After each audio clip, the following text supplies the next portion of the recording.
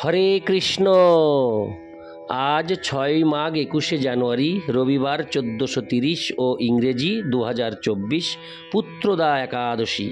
এই পুত্রদা একাদশীর দিন আমি শ্রীমদ্ ভাগবতম পাঠ করছি। আজ আমি পাঠ করছি শ্রীমদ্ ভাগবতমের দ্বিতীয় স্কন্দ 6ষ্ঠ অধ্যায় পুরুষ সূক্তের স্বীকৃতির শ্লোক 27, 28, 29 ও 30। অডিওর শুরুতে সকল ভক্তিমতী মা ও ভক্তবৃন্দের কাছে আবার বিনীত প্রার্থনা। বর্তমানে এই জীবনের পূর্ণতা চ্যানেলটি অত্যন্ত নিম্নগামী হয়ে গেছে, অর্থাৎ এর রিচ প্রচণ্ড পরিমাণে কমে গেছে। তাই চ্যানেল আর এগোতে পারছে না এবং সব মানুষের কাছে পৌঁছাতে পারছে না এই চ্যানেলের অডিওগুলি। তাই আপনাদের কাছে করজোরে মিনতি, আপনারা প্রচুর পরিমাণে এই চ্যানেলের সকল অডিওগুলি শেয়ার করে মানুষের কাছে পৌঁছে দেওয়ার সাথে সাথে এই চ্যানেলের অগ্রগতিতে আপনারা কৃপাপূর্বক সাহায্য করুন, যাতে আমার এই জীবনের পূর্ণতা চ্যানেলটি আমি চালিয়ে যেতে পারি। আপনারা এইটুকু সহযোগিতা না করলে আমার পক্ষে এই জীবনের পূর্ণতা ভাগবতম পাঠের চ্যানেল আর এগোনো সম্ভব হচ্ছে না, কারণ প্রচণ্ড পরিমাণে রিচ কমে গেছে। তাই আপনারা কৃপাপূর্বক এই চ্যানেলটিকে বাঁচান। হরে কৃষ্ণ হরে কৃষ্ণ কৃষ্ণ কৃষ্ণ হরে হরে হরে রাম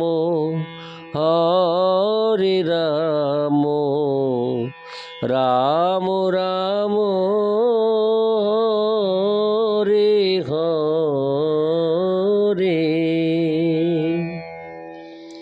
শ্লোক 27। গতয় মতয়শ্চৈব প্রায়শ্চিত্তং সমর্পণম পুরুষাবয় বৈরেতে সম্ভারা সম্ভৃতাময়া। অনুবাদ: পরমেশ্বর ভগবানের অঙ্গ থেকে আমি যজ্ঞের এই সমস্ত সামগ্রী সংগ্রহ করেছি। দেবতাদের নাম উচ্চারণ করার মাধ্যমে ক্রমশ চরম লক্ষ্য বিষ্ণুকে লাভ করা যায় এবং এইভাবে প্রায়শ্চিত্ত এবং চরম আহুতি পূর্ণরূপে সম্পাদিত হয়। তাৎপর্য: এই শ্লোকে বিশেষভাবে উল্লেখ করা হয়েছে যে পরমেশ্বর ভগবান স্বয়ং হচ্ছেন সব কিছুর উৎস, তার নির্বিশেষ ব্রহ্ম জ্যোতি নয়। পরমেশ্বর ভগবান নারায়ণ যজ্ঞের চরম লক্ষ্য এবং তাই বৈদিক মন্ত্র উচ্চারণের চরম উদ্দেশ্য হচ্ছে সেই লক্ষ্য প্রাপ্ত হওয়া। এইভাবে নারায়ণের সন্তুষ্টি বিধান করার মাধ্যমে চিন্ময় বৈকুণ্ঠ ধামে নারায়ণের সান্নিধ্য লাভ করাই হচ্ছে জীবের চরম সার্থকতা। ইতি শ্লোক 27। শ্লোক 28। ইতি সম্ভৃত সম্ভার পুরুষাবয় বৈরহম তমেব পুরুষং যজ্ঞং তেনৈবায়োজমীশ্বরম। অনুবাদ: এইভাবে আমি সমস্ত যজ্ঞের পরম ভোক্তা পরমেশ্বর ভগবানের দেহের অঙ্গ থেকে যজ্ঞ অনুষ্ঠানের জন্য সমস্ত সামগ্রী এবং সম্ভার সৃষ্টি করে তার যজ্ঞ অনুষ্ঠান করার মাধ্যমে তাকে সন্তুষ্ট করেছিলাম। তাৎপর্য: সাধারণ মানুষ সর্বদাই মনের শান্তি ও বিশ্ব শান্তির জন্য উৎকণ্ঠিত, কিন্তু তারা জানে না বিশেষ এই শান্তি কিভাবে লাভ করা যায়। যজ্ঞ অনুষ্ঠান এবং তপশ্চর্যার মাধ্যমেই কেবল এই শান্তি লাভ করা যায়। শ্রীমদ্ ভগবদ্ গীতায় নিম্নলিখিত পদ্ধতিটির অনুমোদন করা হয়েছে: ভোক্তারং যজ্ঞতপসাং সর্বলোক মহেশ্বরম সুহৃদং সর্বভূতানাং জ্ঞাত্তামাং শান্তি মৃচ্ছতি। কর্মযোগীরা জানেন যে পরমেশ্বর ভগবান হচ্ছেন সমস্ত যজ্ঞ এবং তপস্যার প্রকৃত ভোক্তা এবং পালক। তারা জানেন যে ভগবান হচ্ছেন এই জগতের সব কিছুর পরম অধীশ্বর, এই সমস্ত জীবের পরম সুহৃদ। এই জ্ঞান ধীরে ধীরে কর্মযোগীকে অনন্য ভক্তের সঙ্গের মাধ্যমে শুদ্ধ ভক্তে পরিণত করে এবং তার ফলে তারা জড় জগতের বন্ধন থেকে মুক্ত হতে সক্ষম হন। ব্রহ্মা এই জড় জগতের আদি জীব। আমাদের যজ্ঞের বিধি শিক্ষা দিয়েছেন। যজ্ঞ শব্দটির অর্থ হচ্ছে অন্যের সন্তুষ্টি বিধানের জন্য নিজের স্বার্থ ত্যাগ। সমস্ত কার্যেরই এই বিধি। প্রতিটি মানুষই অন্যের জন্য নিজের স্বার্থ উৎসর্গ করে, হয় পরিবারের জন্য, নয়তো সমাজের জন্য, কিংবা সম্প্রদায়ের জন্য বা দেশের জন্য, অথবা সমগ্র মানব সমাজের জন্য। কিন্তু এই উৎসর্গ তখনই পূর্ণতা প্রাপ্ত হয় যখন তা পরমেশ্বর ভগবানের উদ্দেশ্যে সাধিত হয়। যেহেতু ভগবান হচ্ছেন সব কিছুর অধীশ্বর, সমস্ত জীবের পরম সুহৃদ এবং যজ্ঞ অনুষ্ঠানকারীর পালক ও যজ্ঞের সমস্ত উপাদান সরবরাহকারী, তাই সমস্ত যজ্ঞ অনুষ্ঠানের মাধ্যমে কেবল তারই সন্তুষ্টি বিধান করা উচিত, অন্য কারো নয়। সারা বিশ্ব বিদ্যা অর্জন, সামাজিক উন্নয়ন, অর্থনৈতিক উন্নতি এবং মানব সমাজের সর্বাঙ্গীন উন্নতি সাধনের জন্য শক্তি উৎসর্গ করছে। কিন্তু কেউই ভগবদ গীতার নির্দেশ অনুসারে পরমেশ্বর ভগবানের সন্তুষ্টি বিধানের জন্য যজ্ঞ অনুষ্ঠান করতে আগ্রহী নয়।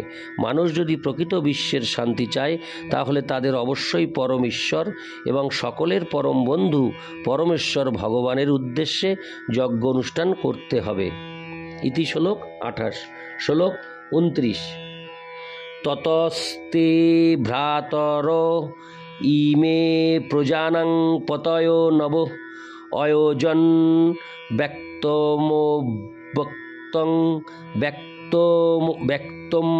ব্যক্তং পুরুষং সুসমাহিতা।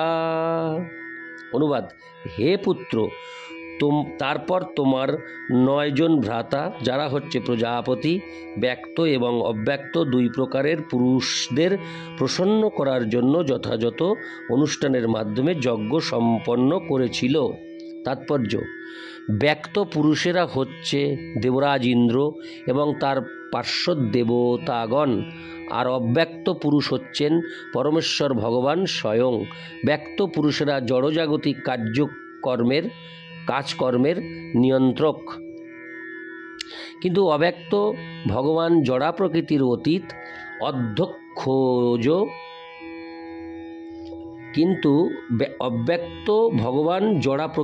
অতীত অধ্যক্ষজ।